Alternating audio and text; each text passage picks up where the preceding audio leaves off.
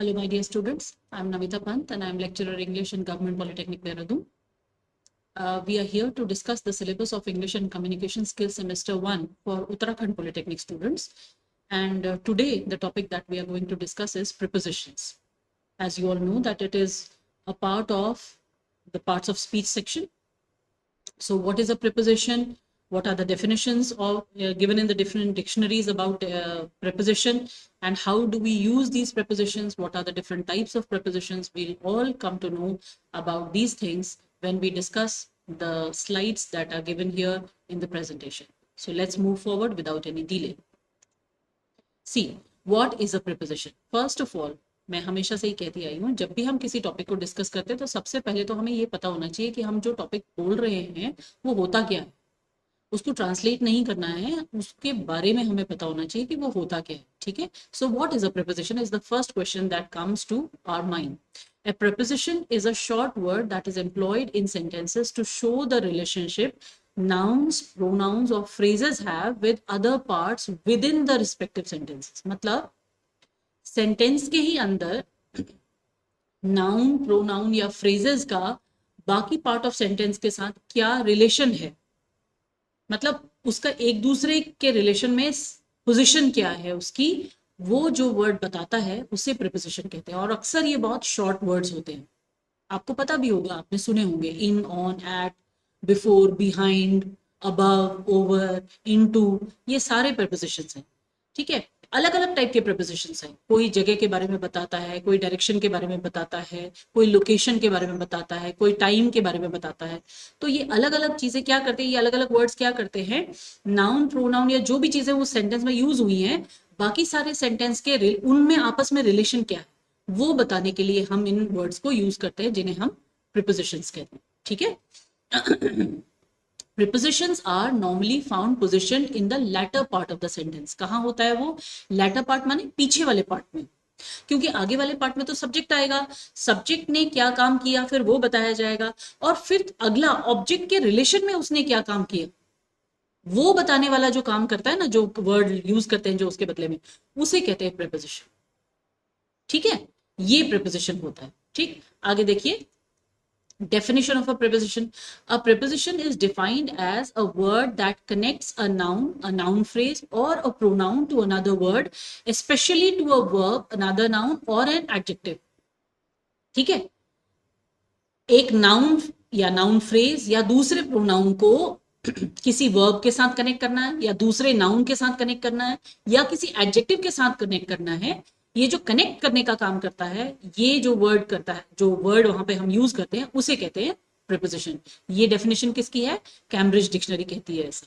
ठीक है, Oxford learners dictionary क्या कहती है, that a preposition is a word or group of word such as, example भी दिया उसने, in, from, to, out of and on behalf of, used before a noun or pronoun to show place, position, time और method। या तो हमें जगह के बारे में बता रही होगी, या पोजीशन के बारे में, या टाइम के बारे में, या तरीके के बारे में, मेथड के बारे में, मैनर के बारे में, जो शब्द हमें बता रहे होंगे उन शब्दों को कहते हैं preposition. This is the definition given in Oxford learners dictionary. Okay, let's move forward now. इनका काम क्या होता है, अभी हम जैसे बोल रहे हैं ना, एक दूसरे का रिलेशन बताते हैं। देखो, prepositions are seen to show some key characteristics and perform some vital functions when used in sentences। Let's look at the various uses of prepositions in English। They are used to show the direction of something। Direction, जैसे हम बोले up, है ना, या हम बोले down. इससे क्या पता चल रहा है, अप मतलब ऊपर रखा होगा, डाउन मतलब नीचे होगा, तो डायरेक्शन पता चल रही है। ठीक है, they can refer to the time of something happening at, जैसे मैं बोलूं I reach there at 8 o'clock, तो एट क्या बता रहा है, टाइम के रिलेशन में बता रहा है ना, यूज कर रहा है। या फिर मैं बोलूं I reach there in time, बिल्कुल समय पर पहुंचा मैं, तो इन टाइम, तो ये टाइम के लिए भी हम यूज कर सकते हैं। They can be used to denote the position or location of an object in the sentence। किसी ऑब्जेक्ट को के पोजीशन या लोकेशन के बारे में भी ये हमें बता सकता है। जैसे मैं एट, यहाँ पे अराइव्ड एट द स्टेशन, अगर मैं लिखूं आई अराइव्ड एट द स्टेशन, तो अराइव्ड एट यहाँ पे क्या बता रहा है मुझे, पोजीशन या लोकेशन के रिलेशन में मैंने इसे यूज किया है। ठीक है, या इन द रूम, पोजीशन और लोकेशन पता चल रही है ना। इन द रूम कहने में मतलब कहाँ हूं मैं, रूम के अंदर हूं, है ना। या ऑन द टेबल, अगर मैं ऑन द टेबल बोलती हूँ मतलब पता चल रहा है मुझे कि कहाँ है वो टेबल पे, टेबल पर रखा है कुछ भी चीज। तो लोकेशन या पोजीशन भी हमें इससे पता चलती है, ठीक है। They are also use to represent spatial relationship. Special relationship किसे कहते हैं कि दो स्पेसेस के बीच में कहाँ रिलेशन है। अभी आप जब एग्जांपल्स करेंगे ना तो आपको और ज्यादा क्लियर आ जाएगा। आगे हम स्लाइड्स में एग्जांपल्स भी के साथ भी दिया हुआ है मैंने। जैसे मैं बोलूं I moved ahead of him, अब ये रिलेशन किसके बीच में, स्पेशल रिलेशन किसके बीच में दिखा रहा है, मेरे और हिम के बीच में दिखा रहा है। अहेड मतलब मैं उससे आगे निकल गई। तो दो चीजों के स्पेशल जो वर्ड है ना ये स्पेस से बना हुआ है, स्पेस के रिलेशन के बारे में बताता है ये, है ना। या मैं बोलूं lean leaned against the wall, leaned against, lean और वॉल के बीच में क्या है कि वो उसमें दीवार में लगी हुई है, उसकी पीठ लगी हुई है, ठीक है। या he was standing among the trees, trees के बीच में कहीं खड़ा हुआ है। तो स्पेशल रिलेशनशिप पता चल रही है कि कहीं उसके बीच में ही है ना। ये प्रिपोजिशंस आगे देखिए, एक एक करके हम करते रहेंगे इन्हें। Types of prepositions based on different uses and functions of prepositions, they can be divided into 4 main types. देखो क्या क्या है। प्रिपोजिशंस ऑफ टाइम, एग्जाम्पल देखने से हमें ज्यादा समझ आएगा। देखो ऑन फ्राइडे, देखो अभी मैंने आपको एक चीज और बताई थी, इसी को अगर मैं ऑन द टेबल बोल दूं ना, यहां पर अगर इसी ऑन के आगे मैं ऑन द टेबल बना दूं तो फिर ये लोकेशन या पोजीशन बताने लगे। डिपेंड करता है हम उसे कहां कैसे यूज, आप ऐसा नहीं बोल सकते कि जो ऑन है वो सिर्फ टाइम के लिए ही यूज होता है और लोकेशन या पोजीशन के लिए यूज नहीं होता। आप उसको किस जगह पे लगा रहे हो उस पर डिपेंड करता है कि वो प्रिपोजिशन किस चीज का बन जाएगा, ठीक है। ऐसा कंपार्टमेंटलाइज या सेक्शन नहीं है इसका कि ऑन अगर टाइम का है तो टाइम का ही रहेगा, नहीं, उसको हम जहां जैसा यूज करेंगे फिर वो उस तरीके का प्रिपोजिशन बन जाएगा, ठीक है। तो we will be meeting on Friday, अब यहां पर टाइम बता रहा है। The supermarket will be closed from 9 PM to 9 AM, तो यहां पे ये क्या बता रहा है, टाइम के बारे में बता रहा है। They can you come after some time, समय के बारे में है ना, बाद में। We have been asked to work from here until, until माने कब तक, द एंड ऑफ मई के एंड तक, एक स्पेसिफिक टाइम बता दिया, ठीक है। The whole country was asked to stay home during the pandemic, pandemic के दौरान, टाइम बता रहा है फिर हमें, है ना।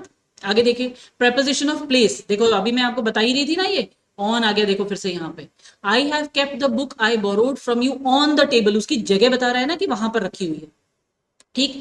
Behind, Henry hid behind the door, पीछे छुपा है, जगह पता चल रही है। The dog jumped over the fence, उसके ऊपर, फेंस के ऊपर गया, जगह पता चल रही है। Can you place the red roses in between the white roses, जगह पता चल रही है ना कहाँ रखना है, रेड रोजेस को व्हाइट डेजीज के बीच में रखना है, इन बिटवीन। तो ये टाइम, ये प्रेपोजिशन ऑफ प्लेस हो गया यहाँ पे, ठीक है। He was waiting in front of, जगह पता है हमें स्पेसिफिक कहाँ बता रहे, ईबी ऑफिस के सामने खड़ा था, ठीक है, उसके सामने ही खड़ा हुआ था। आगे देखिए प्रिपोजिशन ऑफ डायरेक्शन, एग्जाम्पल देखते हैं। द गर्ल रैन टूवर्ड, की तरफ भागी, डायरेक्शन किधर थी, जिधर को उसके फादर खड़े थे। Jerry jumped into the river, किस डायरेक्शन में गया, जहां पर रिवर थी। वीना पास द बुक टू प्रिया, कहां से गई, वीना से बुक कहां को गई, प्रिया को गई, डायरेक्शन बता रहे हैं ना। When will Salvia B returning from London, Salvia कब लंदन से आएगी। अभी इससे पहले यहां देखो फ्रॉम और टू एक जगह हमने यूज किया था, लेकिन ये फ्रॉम और टू किसके हुआ था, टाइम के लिए हुआ था। और यहां पर जो फ्रॉम आ रहा है क्या, कहां से, लंदन से, तो ये डायरेक्शन बता रहा है, ठीक है। नीना लिव्स अक्रॉस, कहां रहती है, स्ट्रीट के दूसरी तरफ रहती है, डायरेक्शन बता रहा है उस तरफ रहती है, ठीक है। ऐसे ही prepositions of location, they are employed to denote the location of a particular object, जैसे Kenny would be staying at his cousin's place, अपने कजन के घर पे रहेगी, ठीक है। Make sure you will keep all the toys back in its place, अभी हमने इन जो है वो एक और जगह हम यूज कर रहे थे, प्रिपोजिशन ऑफ टाइम में हमें दिख रहा था, नहीं, अभी ऑन पे भी दिखा नहीं, इन फ्रंट ऑफ दिखा हमें, है ना। इन फ्रंट ऑफ हमने यूज करा, वो प्लेस के सेंस में यूज किया।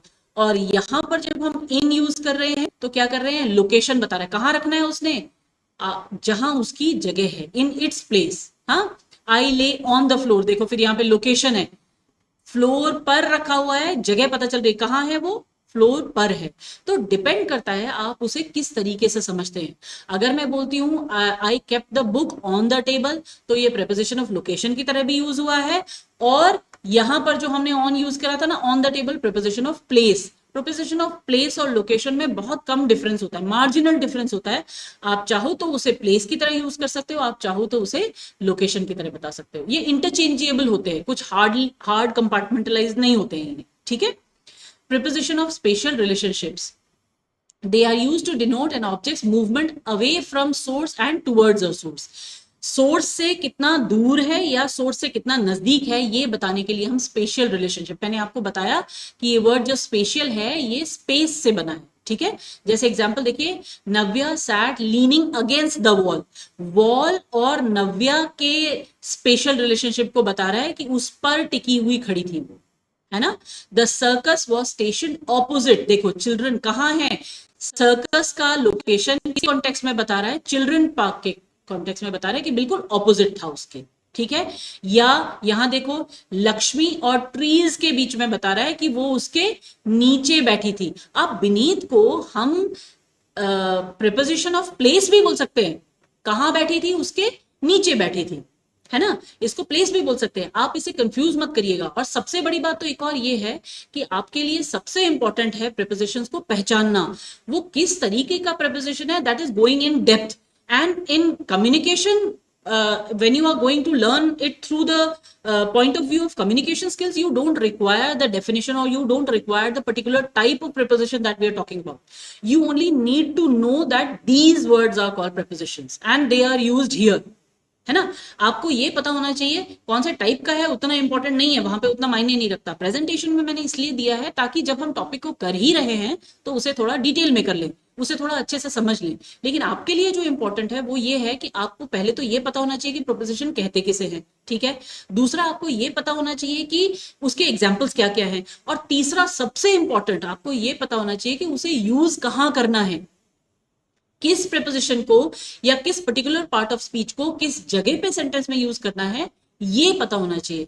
For communication skills, for improving your communication skills, this is the most important part.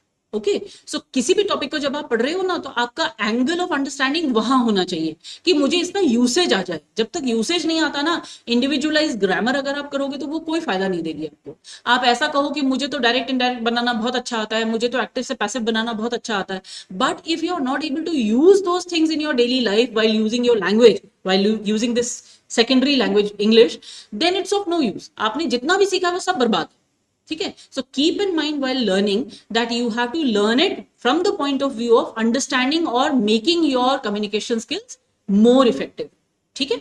आगे देखते हैं, Shankar sat beside the stair, कहां बैठा, शंकर और स्टेयर्स के बीच का जो रिलेशन बताया वो क्या बताया, उसके बगल में बैठा। Okay, then next is we spend the evening walking around the lake, कहां कहां इवनिंग मैंने स्पेंड करी, हमने स्पेंड करी, लेक के रिलेशन में कहा, उसके चारों ओर घूम करके स्पेंड करी। तो ये स्पेशल रिलेशनशिप बताने वाले प्रीपोजिशंस हैं। Okay, let's move forward now. Prepositional phrase, एक नया टर्म आया अभी यहाँ पे, प्रीपोजिशनल फ्रेज। जैसे हमने फ्रेजल वर्ब्स पढ़े थे ना, वर्ब भी फ्रेजेस में यूज हो जाते हैं और उनका मीनिंग बिल्कुल चेंज हो जाता है। ऐसे ही प्रीपोजिशनल फ्रेज भी होते हैं जहां पर फिर उन प्रीपोजिशंस का मीनिंग थोड़ा सा चेंज हो जाता है, ठीक है। They are a combination of a preposition and a noun, the object it is affecting. देखो, see to it that you reach the venue on time, समय पर, out of stock, खत्म हो चुका, है ना। यहां पर ऑफ यूज हुआ, यहां पर ऑन यूज हुआ, फॉर आपने फॉर यूज करा, लेकिन यहां पे मीनिंग बिल्कुल डिफरेंट है, बदलाव के लिए, एट वंस, तुरंत, है ना, विद द हेल्प ऑफ, किसकी मदद से, जो भी हमने कहा, Salman was able to finish it only with the help of his friends, उसकी मदद से खत्म किया। तो यहां पर क्या किया हमने, उन प्रेपोजिशंस को कुछ नाउन्स के साथ जोड़ दिया और उससे बन गया एक प्रेपोजिशनल फ्रेज जिसको हमने एज अ होल यूज करा। जैसे जब हम बोलेंगे see to it that you reach the venue on time, समय पर पहुंचने के लिए जब भी हम कोई वर्ड यूज करेंगे तो ऑन टाइम ही होगा। आप वहां पे इन टाइम नहीं बोलोगे या इन टू टाइम नहीं बोलोगे, है ना। बिफोर टाइम बोलोगे तो मतलब समय से पहले पहुंचे, इन टाइम बोलते हैं इसका मतलब होता है बिल्कुल डॉट उसी समय पे पहुंचना, और ऑन टाइम मतलब सही समय पर पहुंचना, ठीक है, जब हम बोलेंगे कि कोई चीज खत्म हो गई है तो उसे आउट ऑफ स्टॉक ही बोलेंगे, कोई और प्रीपोजिशन वहां पे यूज नहीं करेंगे। सो ये प्रीपोजिशनल फ्रेज बिल्कुल फिक्स्ड हो जाते हैं उन नाउन्स के साथ और फिर एक मीनिंग अपने साथ कैरी करते हैं। ठीक है, so these are the prepositional phrases. I hope आप लोगों को इस जो जितनी भी प्रेजेंटेशन थी इससे काफी कुछ समझ आया होगा। मैंने आपको जैसा बताया, इनकी डेफिनेशंस को याद करना इंपॉर्टेंट नहीं है, इनके काइंड या टाइप जो हमने पढ़े वो उनके नाम याद करना इंपॉर्टेंट नहीं है। आपके लिए इंपॉर्टेंट है कि आपको प्रीपोजिशंस क्या होते हैं वो पता होना चाहिए, वो उनके एग्जाम्पल्स कुछ पता होने चाहिए और उन्हें कहाँ यूज करते हैं सबसे इंपॉर्टेंट आपको ये पता होना चाहिए। ठीक है, तो एक्सरसाइजेस करते हैं। देखिए, choose the best answer. Option दिए हुए हैं, the bone was dash to the dash the dog. Bone किसके लिए थी? फॉर द डॉग, है ना, बोन डॉग के लिए थी। We are going on vacation, क्या अगस्त में जा रहे हैं, तो इन अगस्त।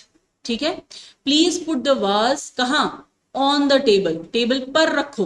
ठीक, आई रिसीव्ड अ प्रेजेंट, मुझे प्रेजेंट मिला, किससे मिला? फ्रॉम, से। स्कूल बिगिंस, मंडे से स्टार्ट हो रहा है, ऑन मंडे। ठीक है, देखो, for the dog, in August, on the table, from Janet और स्कूल बिगिंस ऑन मंडे, ये आंसर्स। ऐसे ही दूसरी एक्सरसाइज है जहां पर आपको फिर से ऑप्शन दिए हैं, अप और फॉर, बिटवीन, अमंग। आप इन एक्सरसाइजेस को, जैसे मैं हमेशा अपने प्रेजेंटेशंस में आप लोगों से रिक्वेस्ट करती हूँ, इनको आप खुद सॉल्व करने की कोशिश कीजिए। आंसर्स तो ऑफ कोर्स मैंने दिए हैं, ये देखो आंसर्स मैंने दिए हैं जितने भी। अगली एक्सरसाइज देखो, प्रीपोजिशन अंडरलाइन करनी है आपको, है ना, आंसर इसका भी मैंने दिया है। ये अगली एक्सरसाइज है, देखो यहाँ पे प्रॉपर प्रीपोजिशंस भरने, इसके भी आंसर दिए हैं। आंसर देने का पर्पस सिर्फ यहाँ पे ये है कि आप अपने आप को चेक कर पाओ कि आपने इनमें से कितने सही किए, तो उससे आपको ये पता चलेगा कि अभी आपको इस पे और कितनी मेहनत करने की जरूरत है। ठीक है, and when once you come to know, this presentation is always with you. आप यूट्यूब में जैसे ही अपलोड होती है, आपके पास ये हमेशा के लिए रहती है presentation. So you can anytime you can go back to the presentation and do whatever, like repeat it as many times as possible। जब तक कि आपको वो टॉपिक अच्छे से समझ नहीं आ जाता, आप उतनी बार उसे रिपीट कर सकते हो, इतनी कोई टेंशन की बात नहीं है यहाँ पे। So as always I would always request you to first do the exercises on your own and then check out with the answers. ठीक है, तब उसको मैच करो अपने आंसर्स से। With these words, I wish you all the very best of luck for your future and your career. Take care, good bye.